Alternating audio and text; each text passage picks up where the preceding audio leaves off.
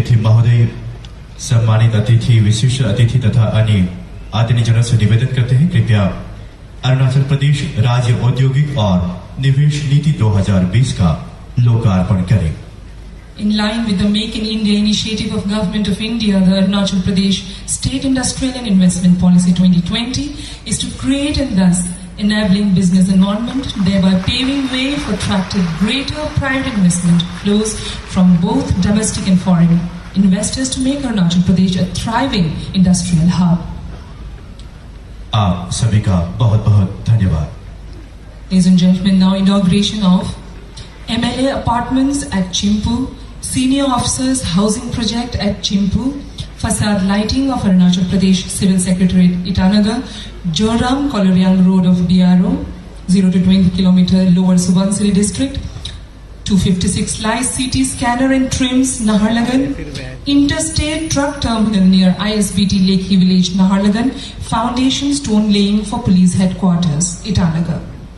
माननीय मुख्य अतिथि महोदय जी से निवेदन है कृपया बटन दबाकर इन सभी परियोजनाओं की विधिवत के लिए 2 आलीशान 5 BHK डुप्लेक्स बंगले का निर्माण किया गया है। यहाँ एक शानदार क्लब बिल्डिंग है जहाँ पर gymnasium, snooker room, table tennis court, 110 लोगों के लिए सेवा प्रदान कर सकने वाली शानदार बैंकेट हॉल, इसके अलावा स्विमिंग पूल, बैडमिंटन कोर्ट और खूबसूरत पार्टी लॉन। इस ड्रीम प्रोजेक्ट को पूरा करने का श्रेय अर्बन डेवलपमेंट और हाउसिंग डिपार्टमेंट को जाता है। राजधानी ईटानगर के पुराने सरकारी आवास 80 के दशक में बनाए गए थे। उन आवासों की हालत बेहद खराब हो चुके हैं। इसके समाधान स्वरूप 70 करोड़ की लागत में 10,236 वर्ग मीटर में फैले जू रोड में 90 ग्रेड ए अधिकारियों के लिए 50 टाइप 4 फ्लैट्स, 40 टाइप 5 फ्लैट्स का निर्माण किया गया है, जिसमें लिफ्ट, 2400 घंटे पानी की व्यवस्था और सुरक्षा के लिए अग्निशमन यंत्र भी लगाए गए हैं। पर्याप्त पार्किंग की सुविधा और 3000 वर्ग मीटर का खूबसूरत लॉन जिसमें शामिल है।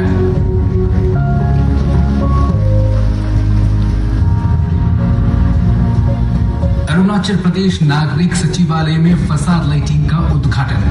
यहाँ प्रदेश के माननीय मुख्यमंत्री, मंत्रिमंडल व उच्च स्तरीय अधिकारियां प्रदेश के विकास के लिए कार्य करते हैं।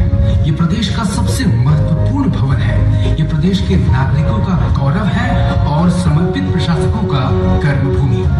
इसके सौंदर्य में अभिवृद्धि के लिए फसाद लाइटिंग की व्यवस्था की गई है, जिससे इसकी वास्तुशिल्प रोशनी में नहाकर निखर जाती है। यह परियोजना Itanagar smart city corporation limited की उपज है, जिसे भारत सरकार के केंद्रीय लोक निर्माण विभाग के तत्वाधान में निष्पादित किया गया है। जोराम से कोलोरेंग 0 से 20 किलोमीटर सड़क का उद्घाटन। ये सड़क रणनीतिक रूप से बेहद महत्वपूर्ण सड़क है। इस परियोजना का लक्ष्य आपोली से लेकर जोराम से होते हुए भारत चीन सीमा रेखा में स्थित हुरी गांव को जोड़ने का प्रयास है। यह 2 लेन राष्ट्रीय राजमार्ग honourable prime minister Arunachal Pradesh package में 148 करोड़ की लागत से निर्मित है। इसका निर्माण कार्य 756 BRO अरुणान के तहत 21 जनवरी वर्ष 2020 में पूरा किया गया है। ट्रिम्स नाहरलगन में 256 स्लाइस सिटी स्कैन की स्थापना। सीमेंस सोमाटोन ड्राइव सिटी स्कैनर एक dual source 256 slice city system है। इसकी स्थापना पूरे भारतवर्ष के किसी भी अस्पताल में पहली बार की जा रही है। यह फास्टेस्ट इमेजिंग मशीन है। ये machine arm routine radiology diagnostic service के साथ साथ एडवांस न्यूरो और कार्डियो केयर में सहायक होती है। डिटेल एनाटॉमी और हाई रेजोल्यूशन स्कैनिंग से कैंसर स्टेजेस की सटीक पहचान की जा सकती है। इंटरस्टेट ट्रक टर्मिनल नाहरलगन राजधानी बड़े शहर के रूप में तेजी से आगे बढ़ रही है। लगातार बढ़ती जनसंख्या और आर्थिक गतिविधियों का केंद्र होने के कारण ट्रकों की आवाजाही व रखरखाव की समुचित व्यवस्था करना समय की मांग है। 25,985 वर्ग मीटर में फैले इस ट्रक टर्मिनल में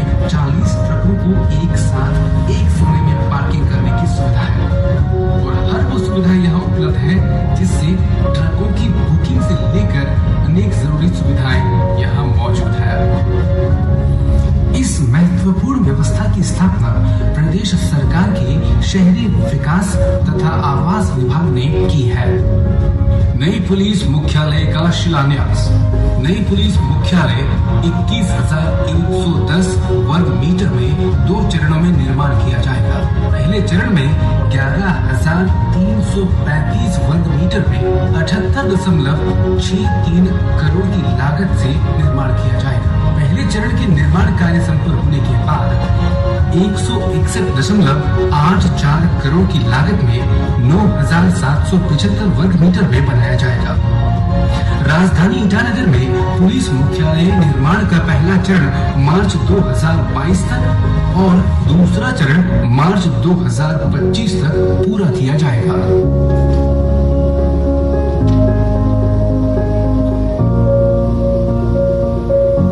अरुणाचल प्रदेश के सभी शहरी कस्बों में स्वच्छ वाहन का रवाना। एसेंशियल सर्विसेज मेंटेनेंस एक्ट के तहत नागरिकों को खुले में कूड़ा कचरा फेंकने से बचाने के लिए घर घर से कूड़े कचरे को अलग थलग करके स्वच्छता को बनाए रखने के लिए प्रदेश सरकार के शहरी विकास विभाग ने 148 गाड़ियां खरीदी है। प्रदेश के सभी कस्बों में सेवा प्रदान करने के लिए भेजे जा रहे हैं। आप सभी को प्रदेश की राज्य स्थापना दिवस की अनेक अनेक शुभकामनाएं। जय Hind. Ladies and gentlemen, now the flag off of sanitation vehicles for all urban towns of Arunachal Pradesh. हम आदरणीय मुख्य अतिथि महोदय श्री अमित शाह जी से निवेदन करते हैं, कृपया अरुणाचल प्रदेश के सभी नगरों के लिए स्वच्छता वाहनों को हरी झंडी दिखाकर रवाना करें।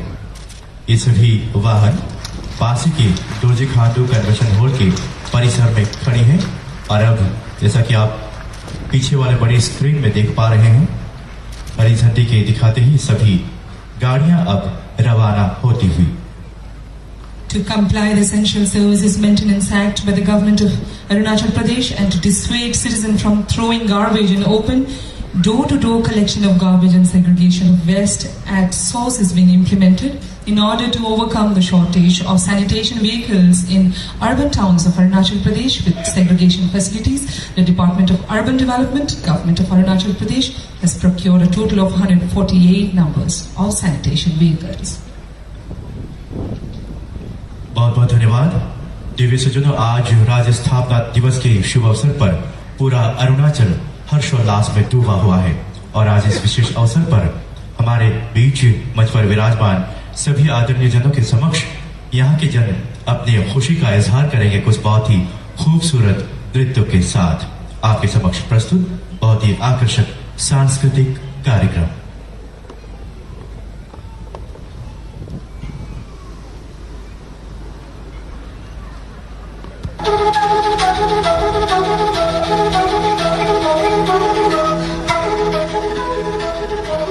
दूर बर्फीले पहाड़ियों से उतर कर आया हूँ आज सुनाने आपको अरुणाचल प्रदेश की गाथा, क्योंकि आज का दिन रचता है हमारे प्रदेश के लिए एक अति महत्वपूर्ण इतिहास, एक ऐतिहासिक मोड़। आज से 34 साल पहले उन दिनों हम भारतीय गुलदस्ते में एक छोटी सी कली मात्र थे। 5 जिलाएं हुआ करती थी। हर जिला का नाम उन 5 नदियों पर रखा गया था जो आज भी और हमेशा हमारे ऐतिहासिक गाथा को सींचती और संवारती रहेगी। इन 5 नदियों ने जन्म पाला पोसा और पहचान दिया अपने अपने किनारों पर 26 भिन्न जनजातियों और 100 से भी ज्यादा उनकी शाखाओं को। ओहो, अरुणाचल की विविधता से कौन न हो अचंभित प्रभावित। यही विविधता ही है इसकी शान, मान और पहचान। चलिए आपको दिखाते हैं इस विविधता की एक झलक।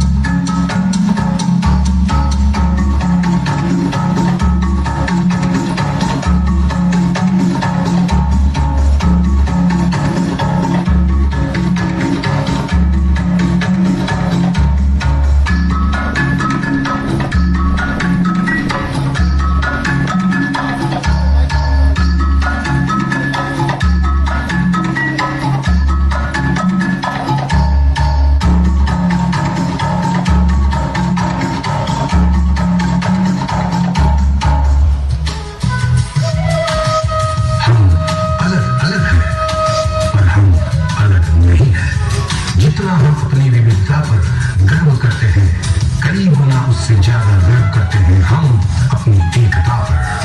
विविधता में एकता, यही अरुणाचल प्रदेश की अटल भावना है, दृढ़ संकल्प है, अमर अमर आत्मा है।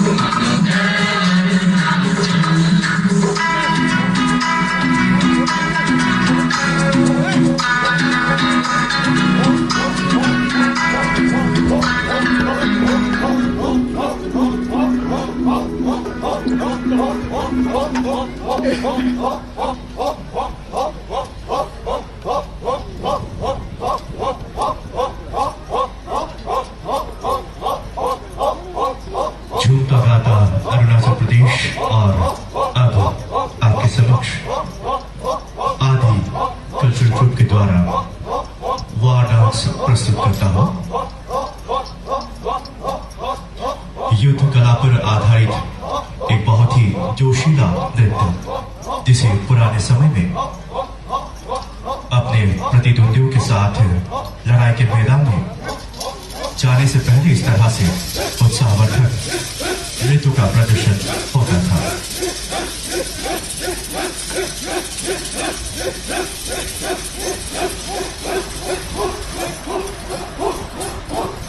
इनकी तलवार और ललकार से दुश्मन भी डर कर मैदान से हटकर भाग जाया करते थे।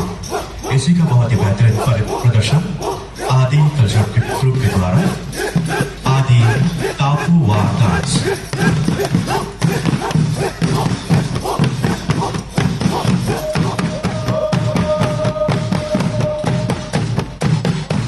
ढोल की बहुत ही खूबसूरत भाव के साथ अगले अरुणाचल प्रदेश के चांगलांग जिले के उत्साह जनजातियों का नृत्य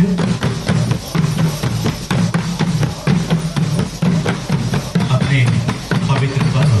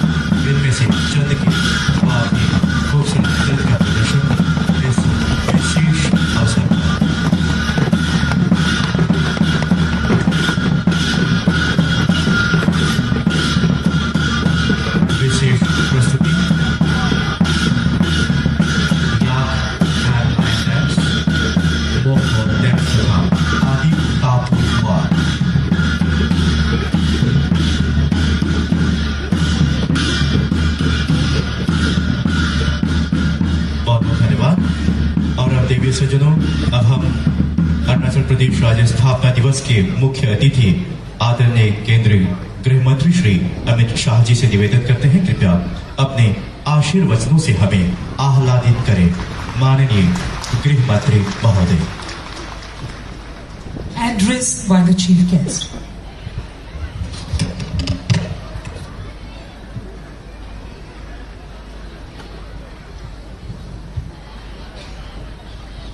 मेरे साथ सभी लोग नारा लगाएंगे, भारत माता की। अरे जोर से बोलिए, मोदी जी को मालूम पड़ना चाहिए कि आज अरुणाचल का स्थापना दिन है। सभी लोग दोनों हाथ उठाकर प्रचंड आवाज से बोलिए, भारत माता की। मंच पर उपस्थित अरुणाचल के राज्यपाल महाब्रिगेडियर बीडी मिश्रा जी, आज जिनके निमंत्रण पर मैं अरुणाचल के हर्ष उत्सव के अंदर शामिल होने के लिए आया हूं, ऐसे अरुणाचल के माननीय मुख्यमंत्री भाई पेमा खांडू जी, मंत्रिपरिषद में मेरे साथी और नॉर्थ ईस्ट के इंचार्ज पीएमओ के राज्य मंत्री डॉक्टर जितेंद्र सिंह जी,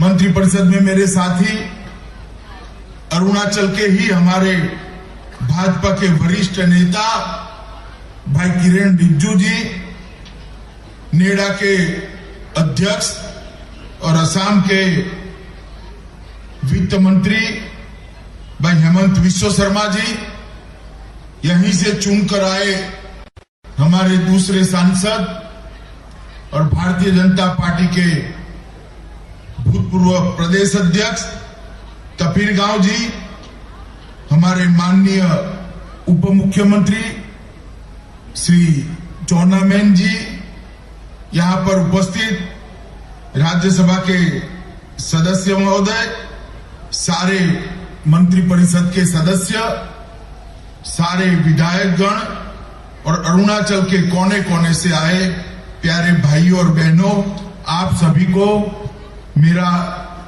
नमस्कार। आज मेरे लिए बहुत हर्ष और गर्व की बात है कि जहां सूर्य की सबसे पहली किरण छूकर देश के अंदर ऊर्जा का संचार है, ऐसे हमारे अरुणाचल प्रदेश के स्थापना दिन पर आज मुझे यहाँ पर उपस्थित रहकर आपसे बात करने का गौरव मिला है। सबसे पहले तो आप सभी के माध्यम से अरुणाचल में कोने कोने में बसे मेरे सभी प्यारे अरुणाचल वासियों को स्थापना दिन की बहुत बहुत शुभकामनाएं और बधाई देकर मैं मेरा हर्ष प्रकट करना चाहता हूं। भाइयों बहनों, मैं देश भर में पार्टी के अध्यक्ष के नाते और अब गृहमंत्री के नाते पूरे देश में मेरा दौरा होता है। शायद देश के 90% से ज्यादा जिलों में जाने वाला भारतीय जनता पार्टी का मैं अध्यक्ष रहा। देश भर में घूमता हूं, वहां ग्रीटिंग के अलग अलग, शुभकामना देने के अलग अलग शब्द होते हैं। कहीं राम कहते हैं, कहीं नमस्ते कहते हैं, गुजरात में कैंचो कहते हैं, मगर अरुणाचल एक ऐसा प्रदेश है जो दो लोग मिलते हैं, अपनी ग्रीटिंग देते हैं। पूरे देश भर में देशभक्ति की ऐसी मिसाल कहीं पर देखने नहीं मिलती और मैं इसीलिए अरुणाचल वासियों को हमेशा हृदय से बहुत सम्मान करता हूं कि आपका ये देशभक्ति का संस्कार पूरे देश भर के अंदर संचारित हो, ये हम सब के लिए प्रेरणा का विषय है। आज ही के दिन 33 साल पहले यहां पर अरुणाचल राज्य की स्थापना हुई और ये दुर्गम क्षेत्र के अंदर, अरुणाचल के अंदर रहते हुए सभी लोगों के विकास के लिए एक नया रास्ता खुला। और मुझे आनंद है कि विगत 6 वर्षों के अंदर केंद्र में श्री नरेंद्र मोदी जी और यहाँ भाई प्रेमा खांडू के नेतृत्व में विकास की गति अब द्रुत गति बनकर अरुणाचल ने विकास के मामले में काफी आगे दिया है, आगे चलने का काम किया है। ये भूमि अनेक रूप से भारत के लिए महत्वपूर्ण भूमि रही है।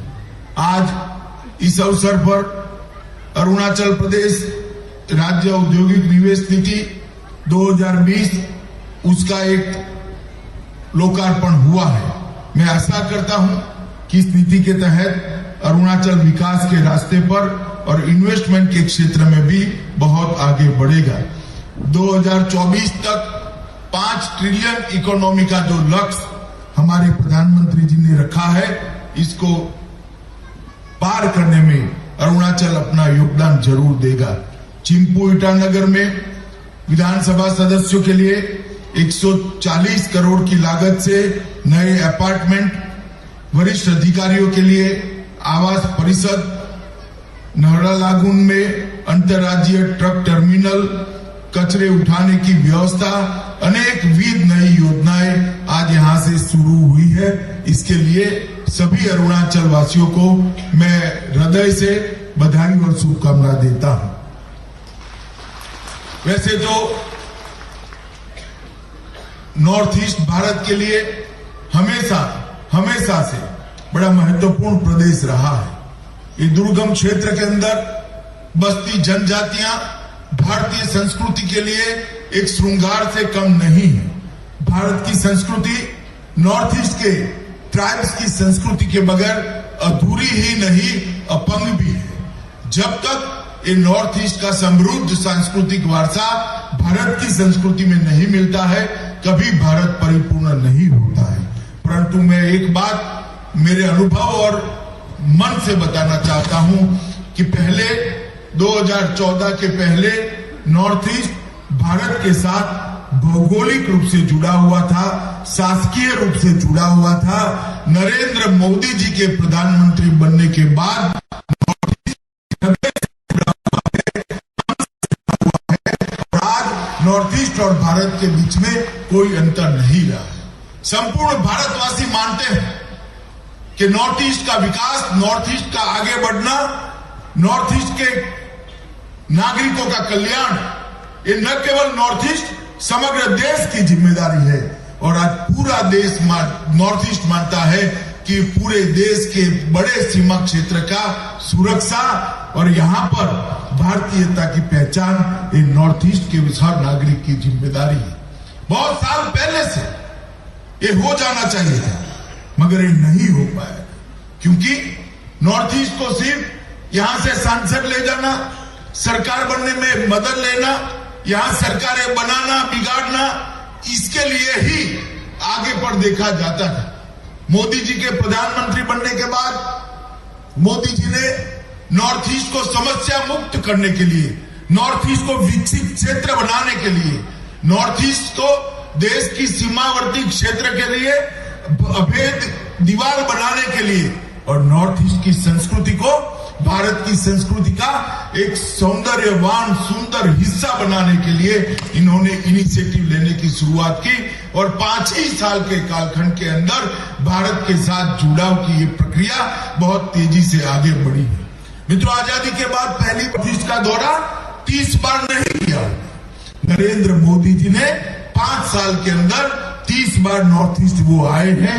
इसका मतलब कि 1 साल में 6 बार नॉर्थ ईस्ट का मुलाकात किया है। और स्वाभाविक रूप से जब देश के प्रधानमंत्री इस तरह से करते हैं तो शासन, प्रशासन, अधिकारी सबका ध्यान नॉर्थ ईस्ट की तरह आकृष्ट होता है। आज अरुणाचल वासियों को मैं कहना चाहता हूं कि नॉर्थ ईस्ट का ये जुड़ाव का कार्यक्रम जो चलाया है मोदी जी ने, उसमें अरुणाचल का अपना एक अलग महत्व है। 27 जनजातियां और 120 से ज्यादा उप जनजातियां यहाँ पर अरुणाचल की एक प्रकार से एक विशेषता है। मैं आज सबको यहाँ अरुणाचल वासियों को आश्वस्त करना चाहता हूं कि सभी की सभी 27 जनजातियां और 120 उप जनजातियों का अधिकारों की रक्षा करना, आपकी परंपराओं की रक्षा करना और आपकी संस्कृति की रक्षा करना भारत सरकार का न केवल दायित्व है, कर्तव्य मानकर हम एक करते रहेंगे और अरुणाचल वासियों को अपनी संस्कृति के साथ और मजबूती से जोड़ने का काम करेंगे। मित्रों, एक दौर आया 2019 में जब मोदी जी फिर से प्रधानमंत्री बने, यहां विकास के दौर, दूसरे दौर की शुरुआत हुई और अगस्त महीने में जब धारा 370 को हटाने का फैसला मोदी जी ने किया, पूरे नॉर्थ ईस्ट के अंदर अफवाहें फैलाई, एक प्रकार की गलतफहमी फैलाई गई कि धारा 370 के साथ 371 को भी हटा देंगे। मैं आज अरुणाचल के स्थापना दिन और मिजोरम के स्थापना दिन के दिन समग्र नॉर्थ ईस्ट को कहना चाहता हूं कि धारा 371 को कोई हटा नहीं सकता, ना हटाने का किसी की मंशा है। इस प्रकार की अफवाहें फैलाकर भारत और नॉर्थ ईस्ट के बीच में अंतर करने का, ये दो हिस्सों, एक ही देश के दो हिस्सों के बीच में अंतर पैदा करने का जो काम करते हैं, इस सभी को मैं कहना चाहता हूं कि आपके प्रयास अब कभी भी सफल नहीं होंगे।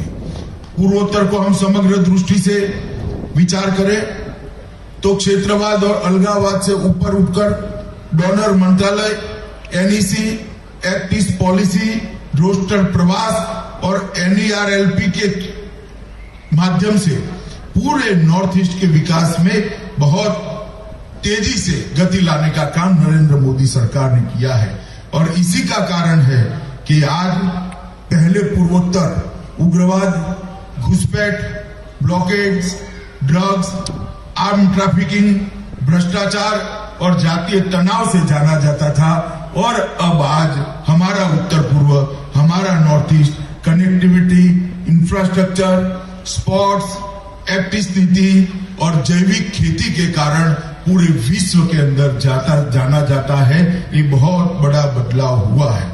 नॉर्थ ईस्ट के लंबे समय से चलने वाली कई समस्याओं का समाधान नरेंद्र मोदी सरकार ने 5 साल के अंदर किया है।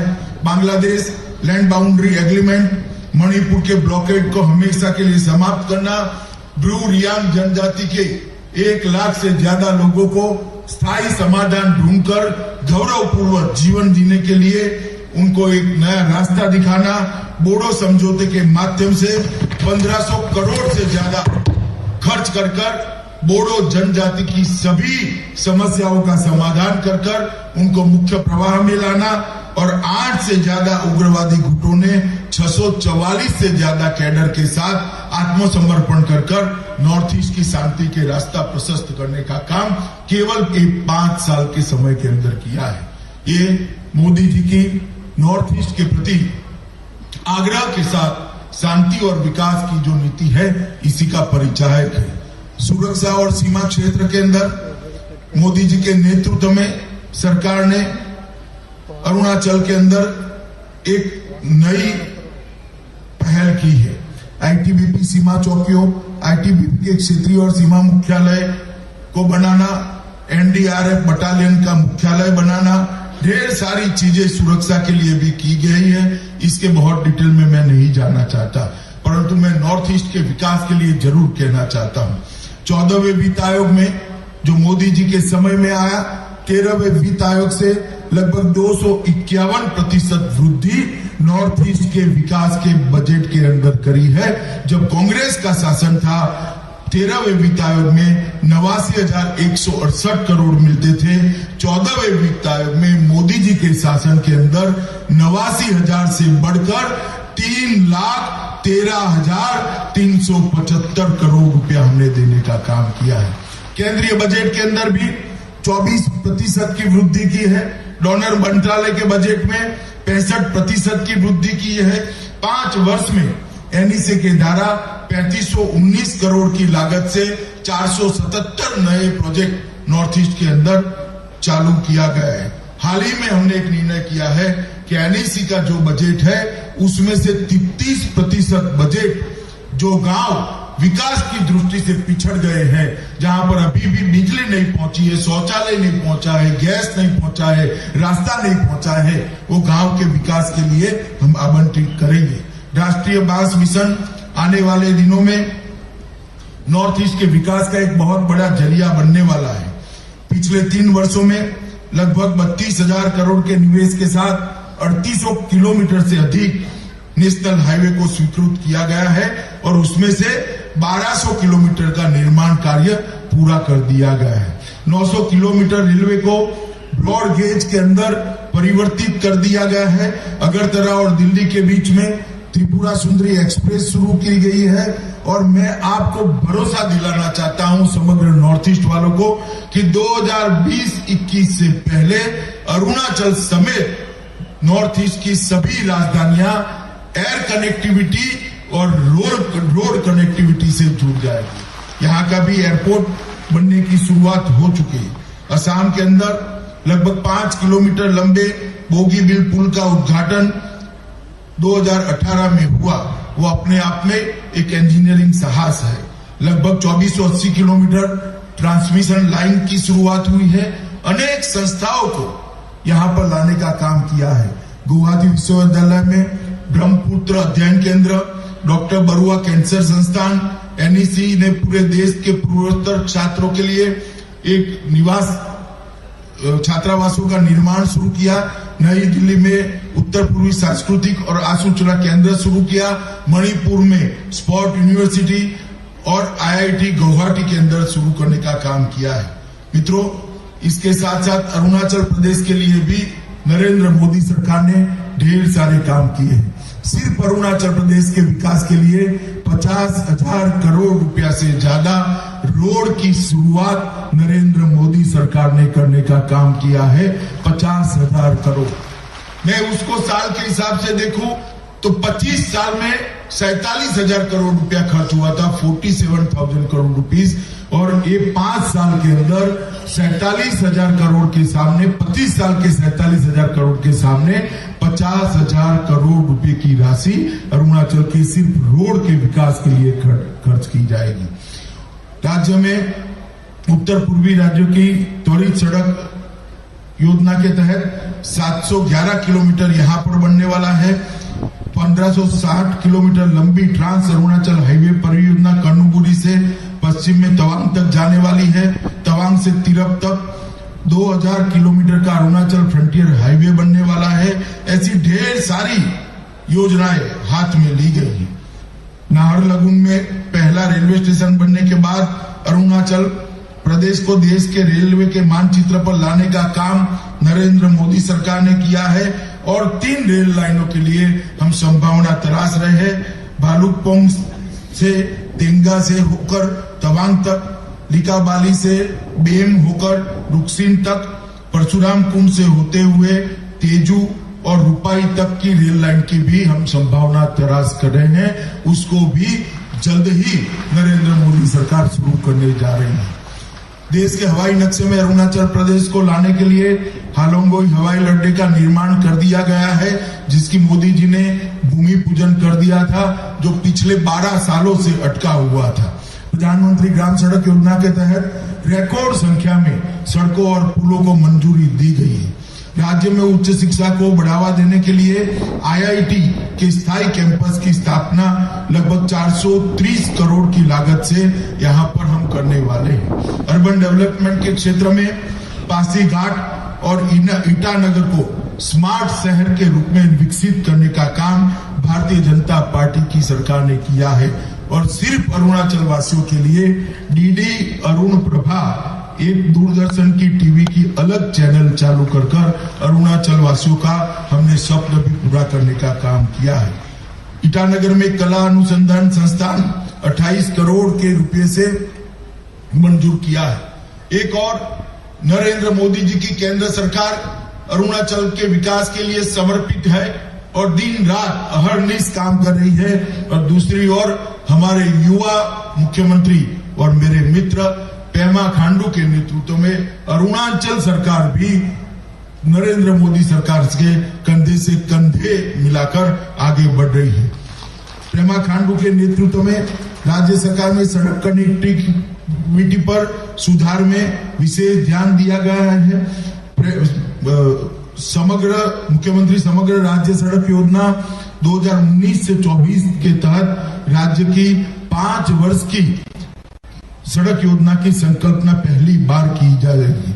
बहुमुखी प्रतिभा के धनी मुख्यमंत्री जी ने सबसे बड़ा काम अगर किया है तो अरुणाचल को करप्शन से मुक्त कराकर पारदर्शी शासन देने का काम पेमा खांडू के नेतृत्व में हुआ है। राज्य में ILP, ऑफिस, कैबिनेट, बहुत सारे इनिशिएटिव जो राज्य के प्रशासन को सुधारने के लिए लिए जा सकते हैं, ये युवा मुख्यमंत्री ने लिया है।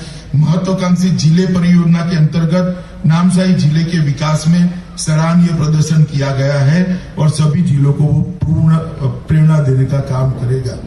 और मित्रों, मैं अंत में इतना ही कहना चाहता हूं कि राज्य का पहला मेडिकल कॉलेज भी यही कालखंड के अंदर शुरू हुआ। मुख्यमंत्री रोगी कल्याण कोष गरीबों के लिए यही कालखंड के अंदर शुरू हुआ और यहाँ ऊंचाई पर होने के कारण ऑक्सीजन की मात्रा बनाए रखने के लिए 5 जिलों में 1000 एकड़ से ज्यादा वृक्षारोपण करने का काम भी पेमा खांडू के नेतृत्व में हुआ है।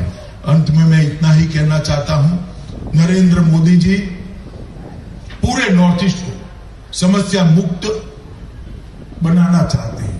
राज्यों के बीच की समस्या है, जनजाति के बीच की समस्या है, सीमाओं के विवाद की समस्या है, उग्रवाद के साथ जुड़ी हुई समस्या है। अगले 5 साल में 2024 में जब हम अरुणाचल की जनता का आशीर्वाद मांगने आएंगे, मैं आपको भरोसा दिलाता हूं हम एक समस्या मुक्त नॉर्थ ईस्ट लेकर आपके सामने उपस्थित होंगे, जो नॉर्थ ईस्ट कहीं पर किसी भी झगड़े का अस्तित्व नहीं होगा, केवल और केवल विकास और देश के सुनहरे भविष्य का जिसके अंदर आगाज हो चुका होगा। मित्रों, आज अरुणाचल वो प्रदेश है जो भगवान सूर्य का सबसे पहले दर्शन करने का अधिकार रखता है, ऊर्जा को सबसे पहले प्राप्त करने का अधिकार रखता है। वो प्रदेश के 34वें स्थापना दिन पर आज मैं फिर से एक बार आप सभी को हृदय से बधाई देता हूं और पेमा खांडू और हमारे देश के प्रधानमंत्री नरेंद्र मोदी जी के नेतृत्व में हमेशा एक खूबसूरत प्रदेश विकास की अनेक ऊंचाइयों को प्राप्त करता रहे, ऐसी शुभकामनाएं देकर मैं मेरी वाणी को विराम देता हूं। फिर से एक बार मेरे साथ बोलिए, भारत माता की। अरे जोर से बोलिए जरा, भारत माता की। वंदे मातरम।